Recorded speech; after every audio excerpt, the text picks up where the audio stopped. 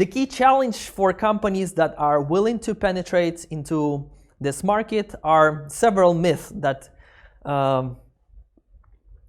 are quite spread among companies that do not really have much experience dealing with Saudis. So basically, when we talk about Saudi or the UAE or oil monarchies of the Arab Gulf, most of the people who haven't been there, they think, oh, they're like throwing out the petrodollars like crazy. And it used to be the case maybe 10 or 15 years ago, but not anymore.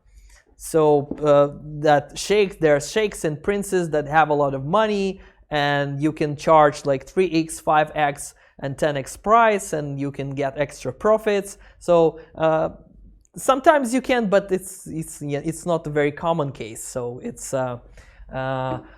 we rather have to be realistic. Second myth or even fear that many companies have, many women outside of Saudi have, is that the local business environment does not welcome women. And again, it was the case 15 years ago when we tried to get our manager to visit Saudi Arabia with us. She was female, and we submitted our documents to the embassy, and then the officer looked at them like that and said, oh, woman, no. But a lot of things have changed. I'm going to talk about that in the next slide. Also, when you visit Saudi Arabia, for those of you who have already visited, you probably heard local partners and clients suggesting you have to open the local company, you have access to tenders, and you have a lot of more opportunities than you could have by dealing from abroad. It's not really the myth, but there are some nuances of that, and I'm going to talk about them in the next slide. And the fourth part is dealing with local agents. Many people want to become your local agents when you get to Saudi Arabia, and some of them are trying to show off their family name, their big family, their influence to convince you to go with them. But we also have to be careful. So now about the reality. So first of all, about 10x, 5x prices. It's not the case anymore.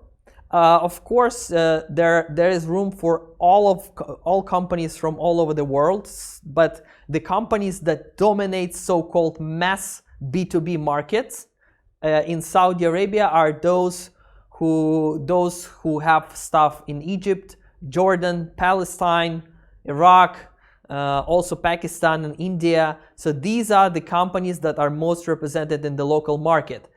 Most of them have a few people on the ground, and their development centers are all outside. Despite the fact that Saudi is pushing all of the companies to bring all their stuff to Saudi Arabia, of course, it's still more economically feasible to keep your large teams outside of the country, which is quite expensive to bring in stuff. But in many cases, they're pushing to bring more companies, more stuff into the ground and deploy some of the software on premise.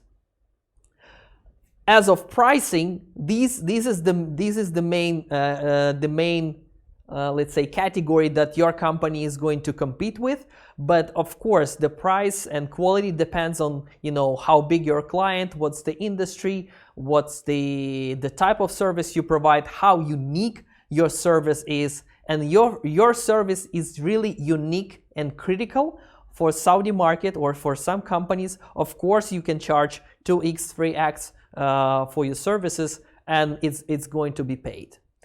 Talking about the role of women, it used to be the case that women were kind of not accepted or accepted with some kind of male superiority on the market. It's very patriarchal culture anyway, but in the recent years, with the changes that the Saudi government and the Crown Prince have introduced, They gave women the rights to drive cars, rights to travel without their consent of their main companion, and some other freedoms as well.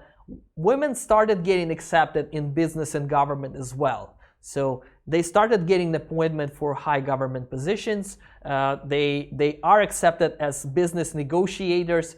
And even before those changes that I was talking about, it was quite common to see someone like a Saudi man having a meeting with the real Saudi women with all of her face covered, and they talk business and they got deals.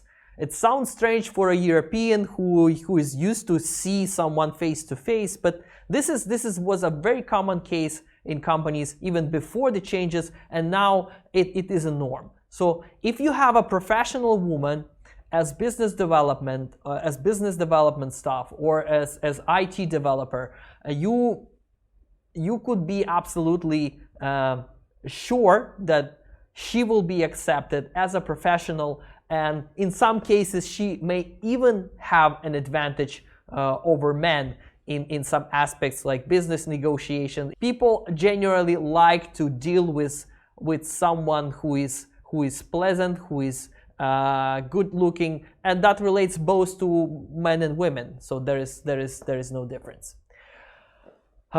Next point is about a local company.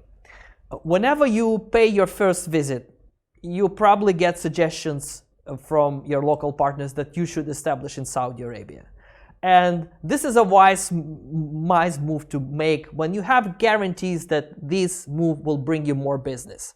But when I talk about the strategies, how you should penetrate, and the risks that are associated with that, I wouldn't advise to rush with local establishment, because there are many different ways to avoid this, or go without local company on the market.